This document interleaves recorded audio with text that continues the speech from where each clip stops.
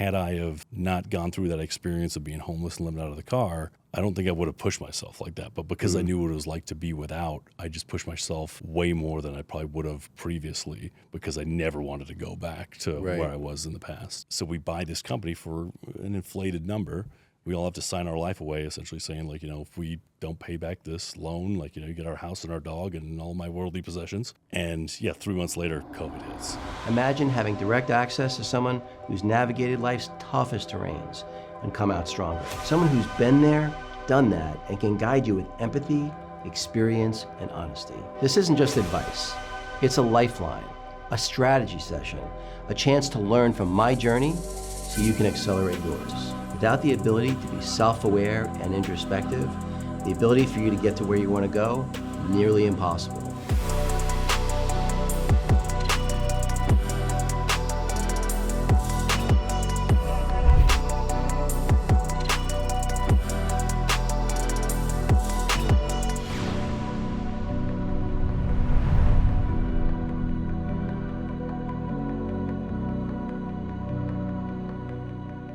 Hey everybody, welcome back to the David Guttman podcast. If you find this content useful, please like and subscribe. My guest today is one I've been looking forward to for weeks. Henry Coy-Burt, am I saying that right? You said that right. Yeah. So when you and I met through our mutual, really an acquaintance, right? Neither one of us knew Marcus very well. Yeah. But he said, hey, you got to meet this guy. He probably said the same thing to you. Yep. And, took the meeting like whatever, right? Yeah. And then I don't know how long you and I spent, hour and a half, 2 hours. We were there for a minute. Quite a while, actually, yeah. And I was like, dude, your story is so amazing. I appreciate that. And we're going to get to this part of the story because the move with the equity buyback, which we'll get to, is one of the most brilliant ones. I've never even heard of someone doing that before. So I want to get into all those details, but I want to start back to kind of what your folks did. Did you have any siblings? Okay. Kind of like growing up, just like what got you to even think about, because that you were ever going to be in the entrepreneurial realm. Right, yeah. Okay, yeah. I mean, it's we moved from England when I was a kid. I was 3 when we left, so I was still very young. So you officially British? Yeah, well, I became a U.S. citizen, 5-6 years ago now. Okay. So yeah, I'm officially a U.S. citizen. So can you do a British accent? If you're a hot girl, I would. Which I'm definitely not. So it's, but yeah, so it's funny, when I'm in England, the English accent comes out, but yeah, around here, not anymore. I've been here 30 some years now, so. But yeah, my dad was in the Royal Air Force, 22 years out there, and his father was a general in the U.S. Army, so he always had an affinity for the U.S. So after 22 years, he just wanted to, he now had 3 kids, and he just wanted to start a life in the U.S. So we moved out, me, my brother, and my sister, and he became a stockbroker. He started working at Merrill Lynch, and then the next, growing up, most of my childhood was him being managing stockbrokers at Merrill Lynch and then UBS. So I was always around successful businessmen as a result of my dad, because he would introduce me to people that, would put his money with him as being a stockbroker. Right. And you kind of learn a lot. It's my dad would always joke that, was more interested in reading the Wall Street Journal than comic books sort of thing. I was just always interested in business, and he could notice that. So he'd always try to introduce me to anyone that he was working with or knew that was an interesting businessman. And your mom, was she just a stay-at-home Yeah, she's a mom? homemaker. Yeah. So it was which you don't appreciate until you're older. She was organic food before organic food was popular. She cooked a full meal every night. So for us, it was exciting to go to McDonald's. But looking now, I would love to have someone cook me a full meal every night. Right. So you take it for granted at the time. So now it's kind of full circle. I've sort of learned to appreciate home cooking again. So. Yeah. So you only made sort of a kind of an offhanded comment when we were meeting that day at Starbucks, because you grew up fairly affluent, but had a falling out, I think, with your family, and then were somehow living in your car. So that's you kind of went over that part quickly. And again, if you don't mind, it's I won't dive into it too deeply, but just be respectful of my family's. Your family went through a divorce, and it was just an ugly divorce. Both sides weren't the nicest to each other, as they are in divorces. But me being... I went through a horrible divorce. I know all about it. Yeah. So, in 17, 18, when it's going on, they kind of did the stay together for the kids thing. I was the youngest kid. So by the time I was a senior in high school, they were kind of enough of the charade, and they started being more real to each other. And it was, tough to see, and I was in that rebellious age. So they started fighting. They started going through the divorce. I didn't like how they were treating each other. So me not really knowing, when you're an affluent kid, you think you know the real world. My dad bought me my first car. He buys me a Breitling when I graduate. And you think you've earned those things and you just deserve those things. And then you get to the real world and you see what it's like working a minimum wage job, and you're like, holy smokes, that is actually like, I do not appreciate those things like I thought I did. So yeah, I moved out of the house and I slept out of a car for about 9 months. You sleep on friends' couches. They're welcoming for a week, and then, their mom or someone's like, what the heck's going on here? And then after a while, it was just, sleeping in the car. And you start becoming a bit of an outcast. Like when you're affluent and you got the stuff, everyone wants to be your friend. Now you're the homeless kid that is going through a weird time. They're okay for maybe a month total, and then after that, they're like you sort of outcast from the group. Right. So that was hard. It was like you lost a lot of friends, and I just had to start from the bottom. So I just started going to restaurants, and I said, what job can I do, whatever. So I started bussing tables, and because, for the first couple of weeks, I had like no money in my pocket. I had $10 to last me a week, so I'd eat like a hamburger every day, just walking over to McDonald's because the car didn't run. So this is in Michigan, and so now you're living out of your car. It was a car that didn't even run. You left that part out. Yeah, it was literally a car that even ran. So my dad used to restore old British cars. So I took like this like $500 car or whatever that he had just bought, kind of got it to go down the street a little bit, and like within a week it stopped running. So this is in Michigan during wintertime, so I'm sleeping in this car with just all the clothes that I brought with me laying on top of me.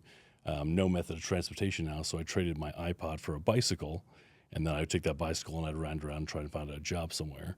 And then I got a job at a restaurant bussing tables. So, wow. Yeah. That has to be, humbling doesn't even begin to describe that. Yeah. Let me ask you, this is a jump forward question, and we'll come back because this journey is too interesting to skip over any of it. But I have to believe that level of humbling of an experience must make your success now 100 times sweeter. Yes. Yeah. I don't think I'd be where I am today had I not have gone through that, and I wouldn't appreciate it. That's for sure. Like I've been a janitor. I've done every crap job there is. So you just appreciate everyone in the world so much more as a result. And you think I did before, but like I really do now. And it really just teaches you kind of what there's true value in. When you kind of always have the material things, you start to put value, like you think they're important. When you lose it all, you realize that that's not it's really important in the world. So it was a very humbling experience. Yeah.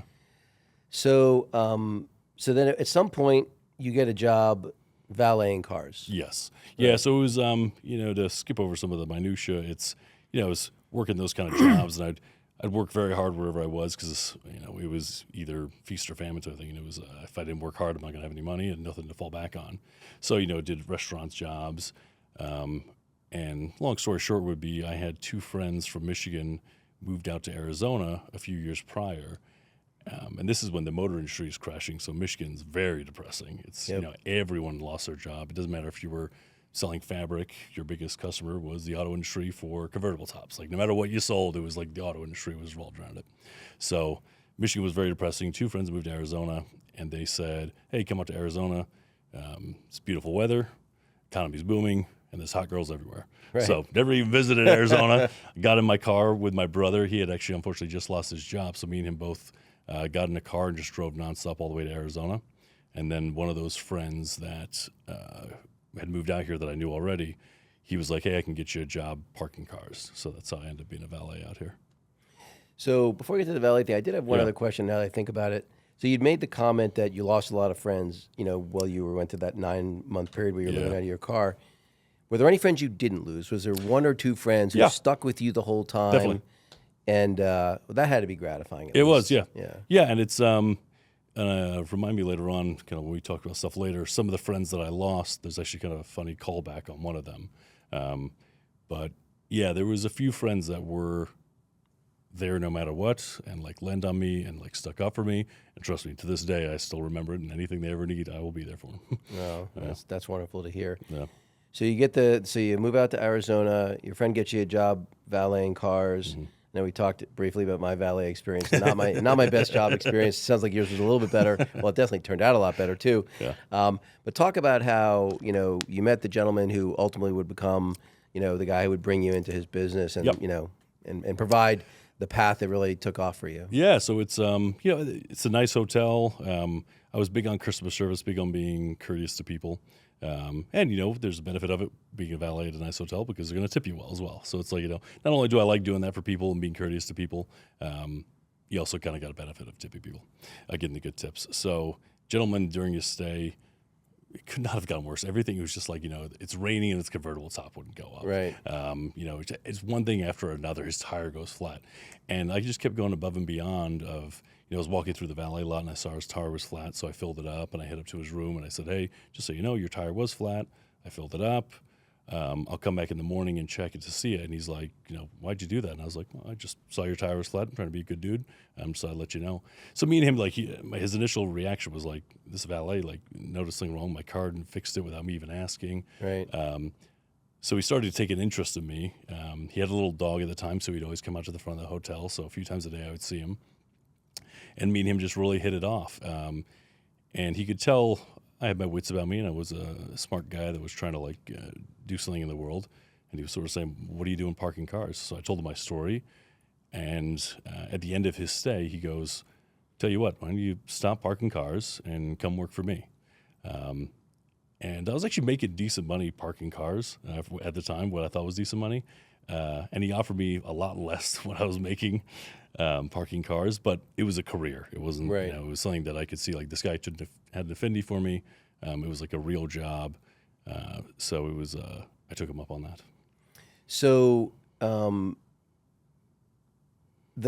you come in $35K, less than you're even making parking cars, and you go into the business, and my recollection was it couldn't have been being run worse if you tried. Yeah. He basically it was inmates running the asylum to some extent. The company had been around for a long time. Right? Long time, 70 years, yeah. And it's, there were good, I don't want to bash it too hard, they would be respectful of everybody, but it was, it's just it had grown quickly. The invention of digital camera, it's a studio photography company. Right. So anything with studio photography, backgrounds, lights, all that stuff. So the invention of the digital camera made it so anyone with $300 was now a semi-professional photographer that would do wedding photos or graduation photos, whatever. So their client base exploded. So they went from this certain level of employee with 10 employees to now all of a sudden having 100 employees, but they just kept the same sort of management as if it was when the 10 employees were, which is very loyal of them and very nice just to move those people up, but they just weren't 100% qualified or maybe had the big picture for how to run a bigger business. So it was, it was, they didn't really know how to manage it, so they just kept throwing more and more people on it and more people. Hey, we're behind on orders. Hey, we're, this is taking longer than this. And instead of trying to figure out where the problems were, they just went, hire more people, hire more people, hire more people. And now all of a sudden they're massively, a good amount of revenue, but a massive amount of labor expense. So they're now in the red every year. And it sounded like, that a lot of people, because the company had been around so long, people had rose through the ranks, maybe more through the attrition of other people, as opposed to maybe their merit as, amazing leaders or operational geniuses or anything. Yeah, which is very, it's very nice. Very common. It's good, look within when you're looking to promote, but they maybe just did a little too much, I think, initially. So, So now you're the new kid who the CEO's taken a shine to, but you don't really have any decision-making authority at all, like zero. In fact, you don't even know the business. Yep. Your first 90 days is just supposed to be learning the business, if I understood it right. Yeah, so they asked what I wanted to do because this owner lives in New York. The business is in Arizona. So right when I get hired, he goes back to New York. He's only in Arizona 1 month a year. And the COO of the company sort of goes to me and goes, the owner told me to hire you. What do you want to do? So I just said sales because I thought that'd be the most money. And he's like you said, he said, okay, spend the first 90 days in the warehouse, figure out what it is we do here. And then from there, we'll get you into a sales role and get going. So it was during that time that I was in the warehouse and no one really talked to the owner in New York. he's a bit of a grumpy old guy. He's sort of an acquired taste, and no one ever spoke to him. But because he met me parking his car, he would call me once a week and say, "Hey, what's going on?" And me taking this opportunity seriously, I would go, "Well, there's this problem down here, and there's this problem down here." So although I was this punk 22-year-old kid that didn't know anything about the business, he would listen to my ideas to a certain extent. And, he would go, "Okay, we'll try this small idea first. And, you don't really know much yet, Henry, and respect everyone else in this business. But that sounds like a fair idea. I'll give you a shot." And he was just idea after idea, kept working and working. So eventually he goes, just built to, all right, well, let's give him more power, more roles. Well, how did this COO react to the fact that here's this 22-year-old kid, no real business experience, somehow has the ear of the CEO? Yep. That's got to be annoying to him, I would think. So And that must have created a little bit of friction. Yeah, so he was actually like a bit of a saving grace. He had gotten hired on recently. There weren't most of the people had been there 20 to 50 years, quite literally. He was one of the few that had been hired on, if not the only one that had been hired on like in the last few years, to sort of help with this company a bit. But he was more front of the house, didn't really deal with the warehouse at all. So he knew it was a bit of a mess, but he didn't have the time to, or really want to spend the time in the warehouse to figure it all out. Okay. So he was actually, he was a supporter of mine because he goes, "Oh, sweet, like this kid." Was there someone in the back of the house whose feathers you were ruffling? Oh, everyone else, except for that guy, ruffled their feathers. Yeah, there was a president of 50 years, and every other, 97 employees or whatever were all like, "Who the heck is this kid?" And why is he coming around telling us what to do all of a sudden? Yeah. So were they like looking at you like you were the narc? Like Basically, they thought I was the owner's like grandson or nephew or something like that, and I was there just to go poke around and find out what was wrong with the place. I can only imagine what the rumor mill must have been pumping out. Yeah, I wasn't exactly invited to many lunches, we'll say. Yeah. Well, so how was that? That must have been uncomfortable. I mean, everyone likes to be liked. Yep. Yeah. Right. So how was that? So sort of what it turned into is, again, I'd been through a very rough spot. I'd been homeless. I'd had no money. I finally see an opportunity. It's a business at the end of the day. And, and that's sort of how I saw it. It's, I'm going to be polite and gracious to everybody. I'm going to give everyone an opportunity. But at the end of the day, it is a business. And it's like, if you don't like me, my best intentions are for this business. So if you don't like me, it's probably because you're not doing everything you should be for this business right now. Right. I'm forcing you to, or asking you to work more than what you want to work or do something you don't want to do, which is best for the business. But the people that were already doing those things liked me because they were getting recognized all of a sudden. And the people that weren't doing it definitely didn't like me. Yeah. So I'm going to guess probably a good bit of turnover, both desired, mostly desired turnover or people you're having to fire. How long did it take to sort of shift the culture from, Yeah, years. Yeah, it was years. Yeah, quite literally. Because these people have been there 20 to 50 years. Right. And this kid, they go, "Oh, he's fly by night. We don't have to listen to him." And the guys that were running the warehouse were literally saying, "Don't worry, I'll get Henry fired. Don't worry about it. Soon enough, I'll get him out of here." Obviously, that didn't happen, and it was because, like I said, I kept putting the company first. But it was I eventually just kind of went department to department, and if there was a department of 10 people, like I said, they just kept over hiring everywhere. There was like 2 or 3 people that busted their butt, and the other 7 were kind of a bit of fluff. Right. So sort of what my role ended up turning into was I would go department to department and go, "All right, everyone tell me what they do." At the end of it, the 3 guys that were busting their butt would get a massive increase in pay, and then everyone that was a bit of fluff kind of would end up getting let go. So when I would go to the department, you could tell who was doing the work because they were excited to see me because they're going to get a big raise at the end. Right. And everyone else that was kind of the fluff, they would hate seeing me because they knew they were going to end up getting fired. And so how many years did it take you to go through all the departments? Oh, I'd say probably 4 years. 4 years, yeah. So in 4 years, what was the company doing, say, in annual, cash flow, EBITDA, whatever, when you started versus 4 years in after you've given it the extreme makeover? About 10 million initially. And my understanding is around like 600,000 was like lost around. So it was that time. losing money. Yeah, losing money. 10 million in revenue. Yeah.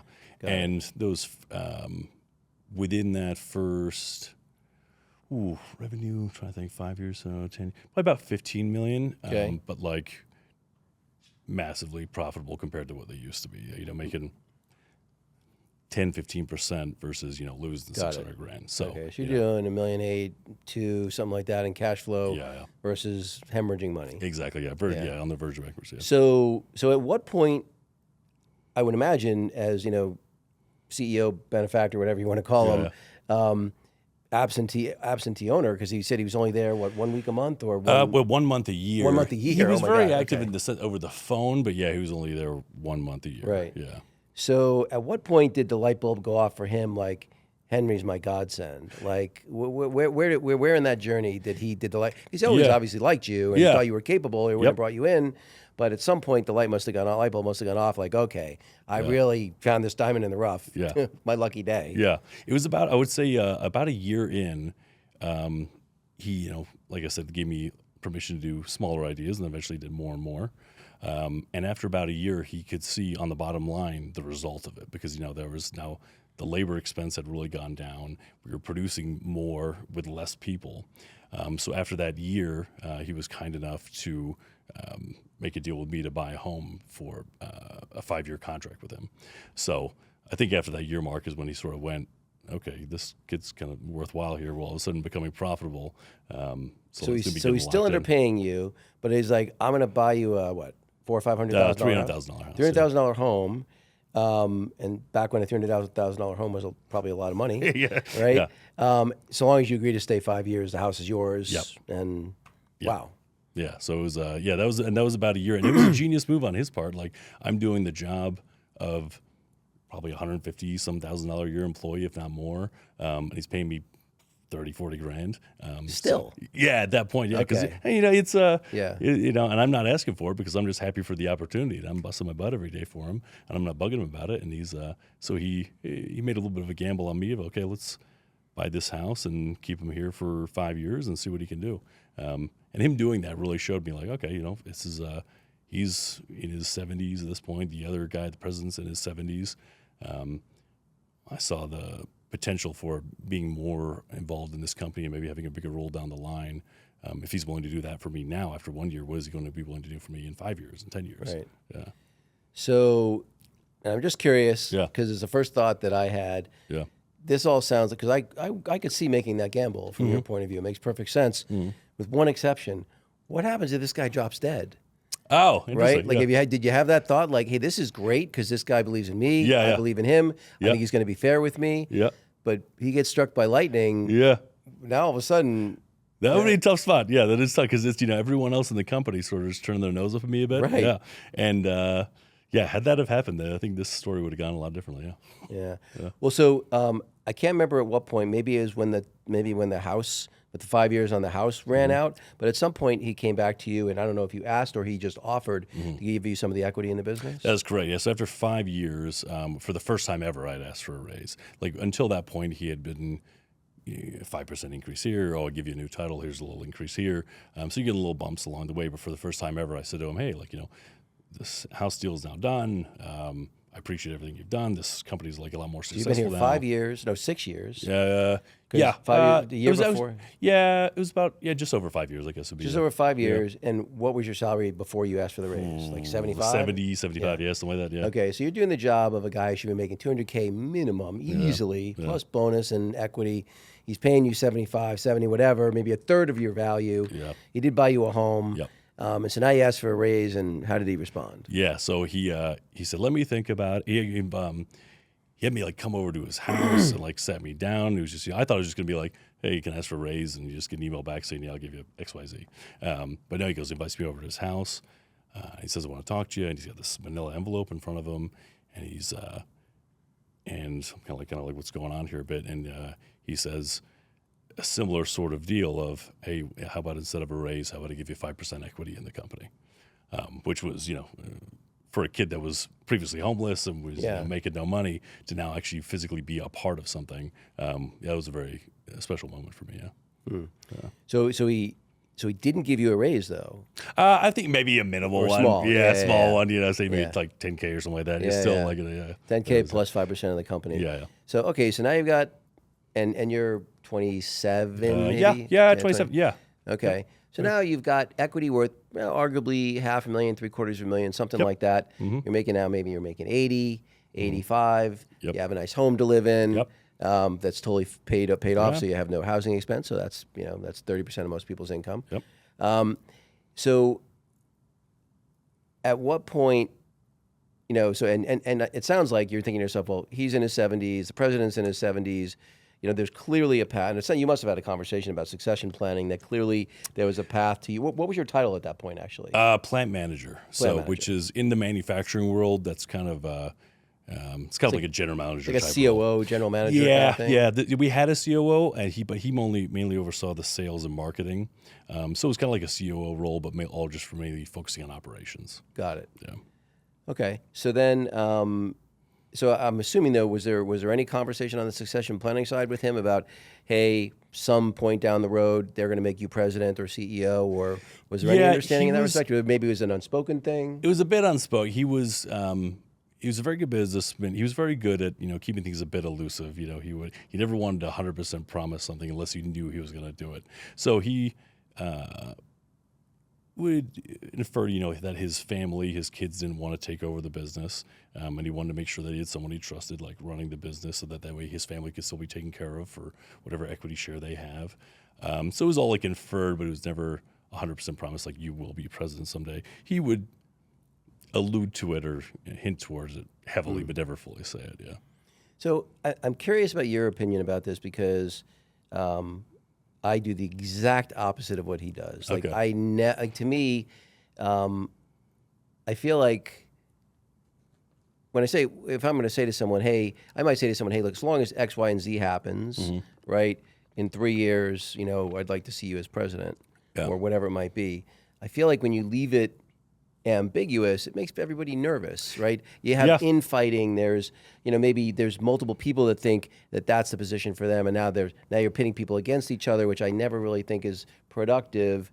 Having been on the other side of it, what's your lens? Like, if you were in his spot, how would you have handled that? So would you have handled it the same way as him? It's a very good point because it does create a very competitive, would be a nice way to say it, atmosphere, and it's very like every month everyone's fighting for his affection, and it's who can do the best job this month, and then the first of the next month everyone's clean slate again. So it is very much the way his style is. It is very competitive. Everyone's kind of a bit cutthroat at each other, so it does create a little bit of a toxic environment. If you have guys like me there, it creates for guys that maybe push themselves further than they normally would, but it doesn't create, I would say, maybe the healthiest of environments. Let me ask the question a different way. Do you think you would have performed less if it had been done in a less cutthroat way? For me personally, I think so, because it is, I don't mind fighting for the affection every month. I want to impress them every month. So for me, it worked. Would it work with most people? I'd say probably no. Okay. Most people wouldn't be willing to put up with that, quote unquote abuse or psychological torture a bit. But for me, it was motivating, and it was like I constantly want to be the one that he gave the pat on the back to every month. That's interesting. Yeah. Interesting. And so I'm curious, would you be, if you were in that exact position yourself, would you be more inclined to adopt that style, his style, or do you think, to your point, it worked with you, but maybe it wouldn't work with most? I don't know. Yeah, I think that's one of the hardest parts about being a manager is that you have to know who to treat like that and who not to. Everyone's got to be managed a bit differently. He treated everyone that way, so it was a bit rough for a lot of people. And some people would come and go as a result of that environment. In my own life now, in businesses that I'm involved with now, I sort of do a bit of a hybrid. Someone that needs a soft approach and a little more gentle, I do it that way. Some guys are a little more, be a little rough and tumble with, a little more cutthroat. Sure. And I teach them, manage them that way. Got it. So it's a bit of a hybrid style myself, I would say. Yeah. So, all right. So now you're plant manager. Yep. You've been there 5-6 years. Yep. You've got equity. You're getting an okay salary, but definitely still way below market. At some point, you come up with this genius idea. So where in the process was that, and where the hell did that idea come from? And explain it, because when you said it to me, I'm like, I would have never thought of that, and god damn, is that smart. Yeah. So it was his family all as great as they are, and everyone's very nice, they just didn't have an interest in the company. They were realtors. They lived in Europe. They were all over the place. They just, they had their own lives. They didn't So care they about equity, but no operating role whatsoever. no operating role at all. And I could see, now that this business was running well and it's profitable, there was a lot of like acquisitions on the horizon that could be done. There was a lot of growth potential still for adding products that are complementary to what we were already selling that we weren't selling yet. So I wanted to get as much equity as I could before it really started to blow. Because once it starts blowing up and becoming even more profitable, everyone's going to hold on to their bag or they're not going to want to sell. So it was a series of discussions with him about like, how do I get more equity? What can we do to kind of like make it so of like you said, like this company essentially kind of gets passed on to me and that COO that got hired on a few years before. And proposed using the profitability because, I try to say like myself and this other guy, the COO, we're the ones kind of really that turn this thing around. How much equity did the COO have? I think he had 10%. Okay, this one, got it. Yeah. So me and I was like, we're kind of the ones making this profitable. What about using the profitability of this company to buy out your family? So that way all your family gets bought out, everyone gets a share because we didn't do distributions there. So this family's like got all this equity and they're like, this means nothing to me. I don't care about it. So proposed using the profitability of this company to buy out all of his family so that way they get cash in their pocket, which they were always bugging for. They're always hitting him up for money. They always wanted something. So he sees it and goes, well, this is a great idea. Let's put a valuation on this company. It keeps you motivated to keep growing this business because he's going to keep his share in the equity. And I said, okay, let's do like a share buyback where we bring them all back. All their shares slowly get bought back. We pick a fair valuation. We pay them a check every month. And then as we bring those shares back, we just dissolve them. And then because there's less shares outstanding, my equity stake grows up every single month. How much of the equity did the family members have that you guys bought back? 77% about. Yeah. 77%? Yeah. It was a big percentage. How much did the CEO have? Oh, yeah, I guess he would be, let me think about this. Yeah, he would have been, I thought it was 30, it was 100,000 shares, 105,000 shares outstanding. And at the end, it was 33,000 shares outstanding. Okay. So that's what I was thinking about, 77% of it. Okay. Yeah. Trying to remember all the minutiae of the details of that, but bottom line is, so now you took your 5%, and now your 5% is probably worth like more than what would have been more like 15 or more like 20, 25% of the exactly. business. Yeah. I'm sorry. Right? Okay. Yeah. So all right. So now the how many years does it take to buy all that equity back? We did a 7-year agreement, is what we did. Okay. So it was a 7 years and then it's like every single month we would, spend X amount of money. You say $100,000 a month. We distribute amongst all the people, and then every single month that $100,000 worth. Was the value, because I think you'd mentioned a $10 million valuation. Was the valuation locked at 10%? Sorry, 10 million. Yes. Or like as the business did better, was their valuation climbing? No. Or Yeah. So stayed it was pretty much your bottom at 10 million. Got it. And everyone got a $10 million valuation. So if you had 5%, you got $500,000. Got it. And they got paid out over 7 years with the profitability of the company. Oh, nice. Yeah. And it just, I think it bared like 3% interest or something like that. Wow. Just like a minimal amount. That's a great deal for you. Yeah. That's wonderful. So where did you come up with that? That's a good question. I've been asked that before. Because I've never heard of that, and Yeah. I've seen a lot. Yeah. And I've never heard of that. Yeah. And I think it's maybe a bit of just, like I said, being around my dad when I was a kid. I've always tried to gravitate around other successful businessmen because I'm a big believer in, if your 5 best friends are, you're going to be the 6th version of whatever it was. And I was a victim of that. Like, it was when I used to go to the bars a lot, and you got to get involved with just drinking all the time, and then you expose to drugs and all that stuff. And it's like, all right, I'm becoming the next one in this. So I really focused after that to pay attention to spending with who I'm spending time with. So I focused on like business owners, guys that were entrepreneurs or had their already a successful business. So I really focused on hanging out with those guys. And I guess just a compilation of being around those guys growing up and the friends I had at the time, seeing issues that they had when they sold companies, different ways that they were acquiring businesses.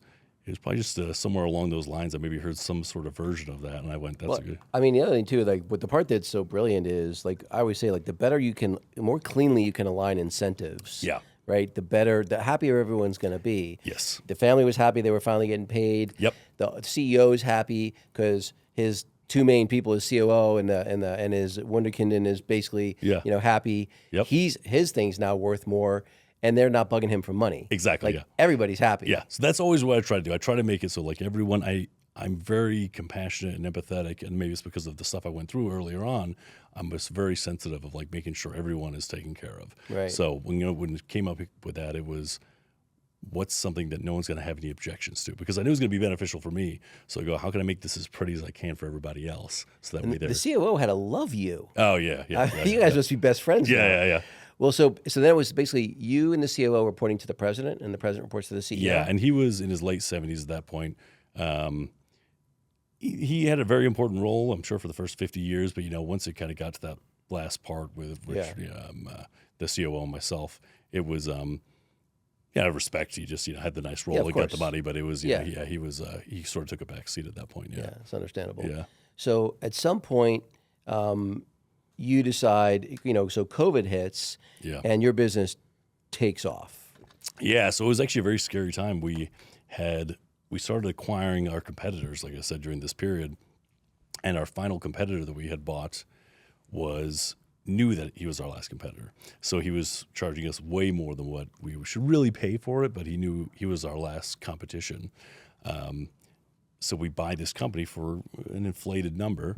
We all have to sign our life away, essentially saying, like, if we don't pay back this loan, like, you get our house and our dog and all my worldly possessions. Right. And 3 months later, COVID hits. And we're going, bugger, like, we just did the biggest acquisition we've ever done. We've all signed our life away. And now COVID hits and we're like, the world's going to shut down.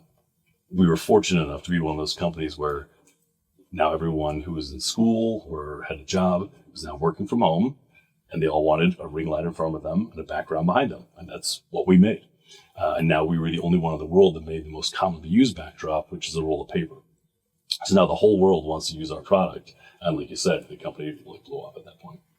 So before you realized that it was going to take off like a rocket ship based on that, there had to be some dark periods, like where you're like, what the fuck just happened? Yeah. Like, because you're like, at this point, you've dedicated, 8, 10, 12 years of your life to this, and then maybe the whole thing evaporates. Exactly, yeah. That had to be, tell me about that process and how you navigated that. It was like, it's stressful would be an understatement with it. Yeah, it was right when COVID hit. It was just like exactly like you said, I got this great opportunity. I worked my butt off. It's like 10 years later.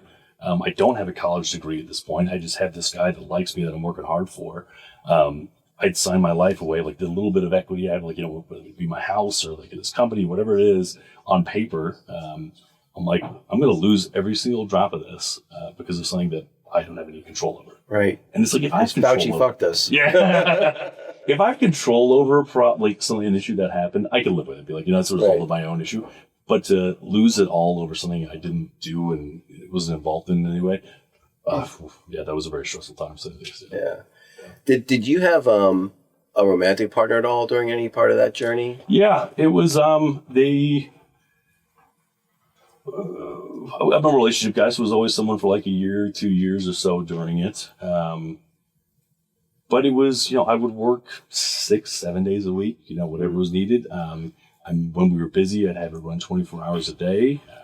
Whenever there was an issue, I would literally get mad at the guys if they didn't call me because I cared about the production numbers, get stuff out on time and get the sales needed. So it was, so I made myself available all hours of the night and all the time.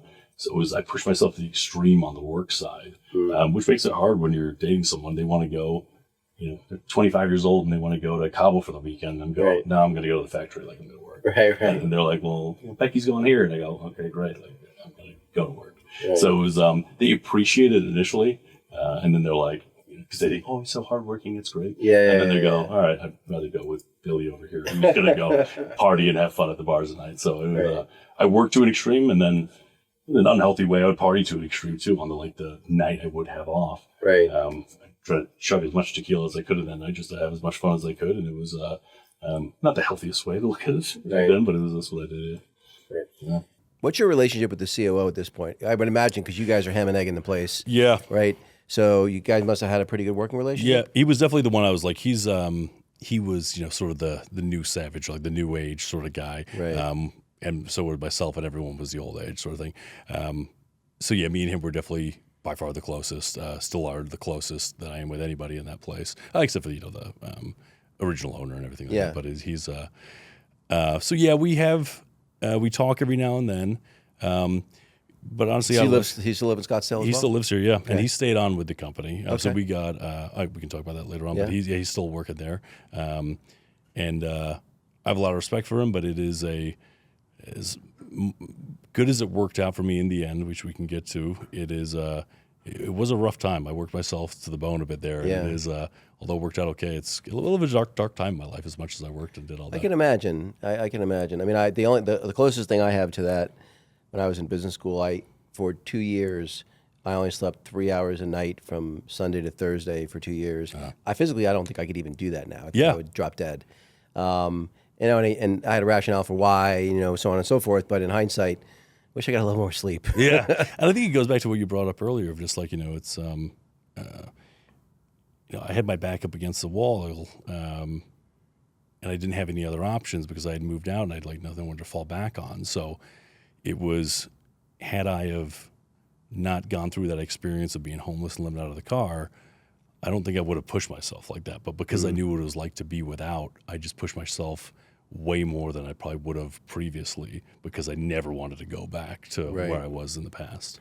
So, but you definitely had there definitely were some periods, multiple times, where, because there's parts of the journey where you're like, this is looking really good, this is going to turn out really well for me, to, oh shit, maybe not. Yep. So then at some point, the business takes off like a rocket, and you, I think very intelligently, are like, if there's ever a time to get out, now is the time. Yeah. So you double back with the CEO, Yep. and he's maybe not so thrilled that that's the point of view you have. If I Yeah, what it you was told me. got bought up like a couple ideas of going, hey, like this company is in more demand than it will ever be. At no point in the future will it be everyone in the world is working from home. Right. Everyone needs a ring light and everyone needs a backdrop. Right. So I proposed to him, this is the time. And companies were selling for large multiples. Everyone was very cash heavy because of the PPP loans or whatever it was. There's so much cash out there that, and you can't, an investment firm can't just be sitting on cash. They got to invest in something to make money for their clients. Right. So they were overpaying for all these companies. So I went to him and we were saying, hey, if you're ever going to sell, like this is in more demand than we're ever going to be in demand, and selling for larger multiples than it's ever going to sell. And to which he was pretty offended. He saw it as like, I'm building you up. Like this is, I'm kind of like treating you as a son, like giving you equity, doing this whole buyback thing. And now you're saying you want to sell it all? Like So you're biting the hand that fed you all these years. Yeah, exactly. You ungrateful bastard. Yeah, he's like, now you just want to take the money and run. Sort of like, what do you mean you're going to sell your portion of it? Or like, what is this all about? And I was trying to explain to him, and it was, and he's 80 some years old, and he's a bit set in his ways. Still a smart businessman, but and this was his dad's company, so he's just, he's now seeing it as like, you're selling my dad's company. Like, what do you mean you're trying to sell this? It was initially very offensive. So it was a bit of a fool's errand. I was sent on of, okay, all right, fine. If you can sell this company for $25 million, then great. Then go sell this company. Because, we did the buyout at $10 million valuation. Right. He thought it was maybe worth 12, maybe 14 at this point or something like that. So he's like, all right, go sell for 25. So you basically say to him, I'm guessing. Yeah. But if I'm imagining, from little I know about you, if I were you, I'd say, there must be some price at which you would think it would be okay to sell. Yeah. And he said, sure, $25 million, thinking, it's worth half that. Exactly. Right. Yeah. So Like, good luck. Yeah. Good luck, buddy. So he gave you the impossible task. Yep. Kind of a John Wick thing, if I recall. Yeah. So he gave you the John Wick task that he thought you're never going to be able to pull off. Yep. And then you get an offer for how much? 57.3. 57. Yeah. So a little bit more than 25. Yeah. So you come back at more than 2x what he was looking for. Yeah. Was he thrilled? Was he? Oh yeah.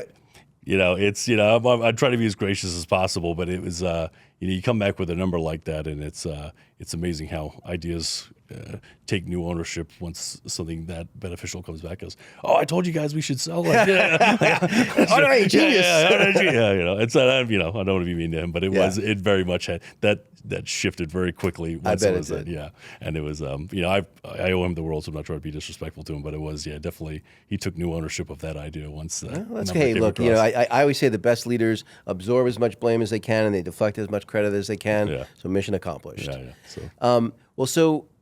So did you guys have did you have someone that put you out to market? Did you have like an investment bank? Like, how did you guys look for an acquisition partner? And it actually came out of my pocket, which I don't think we ever talked about. Is that initial valuation of what ended up being like $57 million is what we ended up getting, is I paid out of my own pocket $20,000, and I didn't have a lot of money, sort of thing like that. My bonus was like less than that sort of thing every year. Right. I paid out of my own pocket to get a valuation done on the business, to find out what it was really worth, and sort of in an effort of like, okay, do I maybe just buy it out all myself if he doesn't want to do it? Do I just try to take it to market? I just kind of wanted to do my own research on this. Sure. So $20,000 out of pocket when you got maybe $15,000 in the bank is a lot. Damn. Yeah. It was. So I did that on that, and they came back with a $55 million valuation. So then I started hitting up the accountants, our accounting firm, because we had a third-party accounting firm just auditing everything, and I started asking all these questions and and they're like, "Hey, are you selling the company?" Because no one really asks for these financials unless you're selling the company. Yeah. And I go, "Well, yeah, I'm looking into whether they want to sell it or whether they want to do that." And they said, "Hey, we have a whole mergers and acquisitions division that does 9-figure companies all day long. We do this great blind bidding process where we shoot it out to 300 companies and everyone fights for it. And, you initially get 200 drop off initially, then 50 drop off. It cuts down. But they go, it's very beneficial and yada yada yada. So made a deal with them for if it sells for X amount, they get a percentage, their normal percentage, and if it sells for more than that, I'll give them a higher commission, sure. Which not a lot of people don't do because. Alignment of incentives. Yeah, exactly. Yeah. Who offers their real estate broker more commission if it sells over another amount? Smart people. Yeah, exactly. Most people just look at the short term and go, hey, I want a discount and I want that. And I go, no, if you sell for $100,000 more than what I'm hoping to get it for, then sweet. You should get, you should be rewarded for that. So that's what we did with it. And I had this valuation of $55 million in my hand, so it was okay. If you get it over $50 million, if you can get this stuff, I'll give you even higher commission for that. So went to our accounting firm and set it up that way, and they did the whole blind bid process, and sure enough, they got it over $50 million. I thought the whole thing was ballsy before I knew you laid out $20K that you didn't have to get a valuation. Yeah. Damn. Yeah. Literally put myself into debt over it. Thinking back on it now. Yeah. Okay, but yeah. How could you have been so? You had to be pretty damn convinced that was the right move to do that. Why were you so convinced? I guess I just, that I lived and breathed that company at that point. I knew it inside and out. Yeah. I'd like to think almost better than anybody because I knew the front of the house, which PE firms, they work because the front of the house, a profit and loss statement, a pretty similar company to company, but to know how a company runs in the back and actually how it gets everything done, not many people know that. Agreed. And I knew it better than anybody. So I just saw the potential that it had, where the market was moving, where we were initially valued at, and I just went, okay, if he's putting it at a $10-some million valuation, previously we've now done all these acquisitions, yada yada. This thing's worth a heck of a lot more now that especially we're the only ones making this stuff in the world. Right. Yeah. So that's just amazing to me. So anyway, so now the business is sold, and you decide. So the COO, front of the house guy, decides he's going to stick around. Yep. And you're like, I'm out. Yeah. So, it was. Yeah. We got sold to a publicly traded company. Before we were a little Wild West, it's just me and him. We can kind of do what we want. We can spend money how we want. We can not spend money how we want. We can make whatever process we want. When you get bought by a publicly traded company, no, you spend 7 hours a day in meetings, and you get told this is how the company runs, and this is X, Y, Z, and the beauty of what I was able to turn the company around and make it profitable was because I took out a lot of the fluff and a lot of the riffraff. Right. And they went, nope, here's all this fluff, stuff it in. And I'm going, Right. what are you guys doing? Like, this So is did you stick around for a little while and then decided 6 to bounce? months. And it was Yeah. just like, I can imagine. I couldn't stand it. I was just like, everything that I've worked to do to like make this thing profitable, you guys are essentially stuffing back in here because you're a $1 billion publicly traded company. And you're like, well, this is our processes and this is this. And I go, great, but you're buying us because we're profitable. We run it this way. And they were just sort of like tough bananas. And I was like, okay, like, you know, this is just Okay, not so for you me. stuck around for 6 months, and you're like, yeah, I'm out. Yeah. I remember, so when one of the companies I was helping run got purchased, I had basically the deal was, and I had a decent amount of equity, was I had to agree to stick around for 2 years. And they also had some pretty big stay bonuses, so there was financial incentives. Yeah. But I'm working for, you know, a $2 billion company, and, you know, publicly traded, and they're just doing the stupidest things you could possibly imagine. I remember they were doing an acquisition, and I asked them about I said, well, and they wanted me to help due diligence. I said, I just want to understand going in, do you want me to tell you how to make the best of the bad idea? Yeah. Or do you want me to actually help you evaluate whether we should buy this company? And they said, the first one. Yeah, like, you know, like, so help us figure out how to fix it. Yeah. Don't worry about the fact that we're buying it, whether that's a good idea or not. Yeah. And I'm just like, how do you do business that way? Yeah, it's funny, and it's just like it's infuriating. And whenever you try and sit down and talk to them, I end up getting like a 4-hour like speech about I don't even know what, just goes on some tangent about like how successful they are for other reasons. And I'm like, you're not listening to what I'm saying here, so I couldn't deal with it. All right, so you took your 8-figure exit, and you're like, nice knowing you. Yeah. So, so then, if I understand correctly from our conversation, you then took like a 2 or 3 year. Hey, Yep. let's enjoy the world. All the things I haven't been able to do for the last 14 years or whatever. Yep. Yeah, exactly. Let's- 18 to 33. You know, when I moved out until that point, it was, you know, all I did was work. Okay. No matter what job it was, I just tried to work. 15 years. Yeah.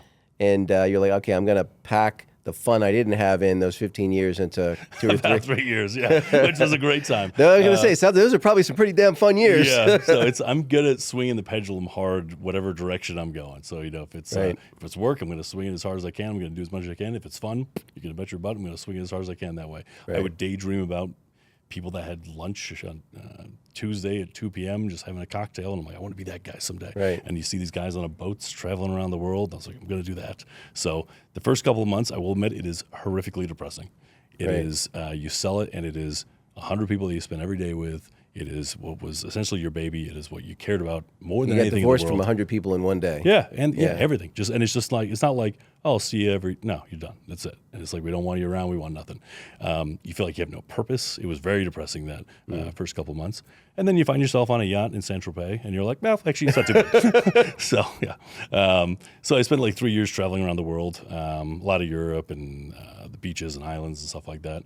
Would meet friends in different cities everywhere around the world. And it is super gratifying. Like, you know, it's you kind of get through that depressing stage, and then you just kind of like learn to enjoy life quite a bit.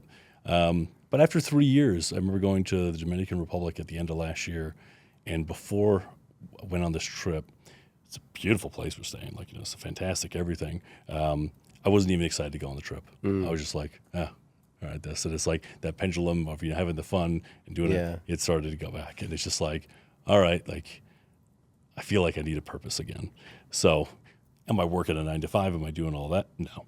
But, you know, it's, I started sitting down and thinking, okay, I've had my fun. I've kind of like scratched that itch now. Now let's try and find a balance of it, you know, where you can still travel a bit, but still actually get involved with businesses.